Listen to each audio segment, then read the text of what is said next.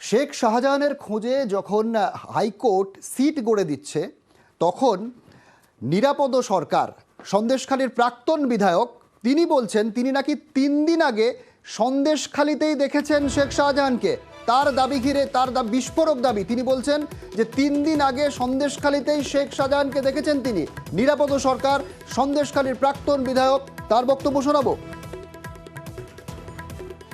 আমি 3 দিন আগে ওকে সন্দেশখালীর ছোট কলাগাছিয়া নদী পেরিয়ে কড়াকাঠিতে যেতে দেখেছি।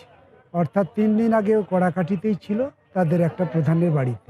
তাহলে যে শেখ শাহজাহান সন্দেশখালীতে ঘুরে বেড়াচ্ছে তাকে পুলিশ খুঁজে পাচ্ছে না, এটা আমি বিশ্বাস করি না। শেখ শাহজাহানের একমাত্র নিরাপদ জায়গা হচ্ছে কিন্তু সন্দেশখালী যে দুটো থানা আছে, এই দুটো থানা ওকে যেভাবে প্রোটেকশন দেবে, এই দুটো থানা এলাকার বাইরে বেরোলে ও সেই প্রোটেকশন পাবে না।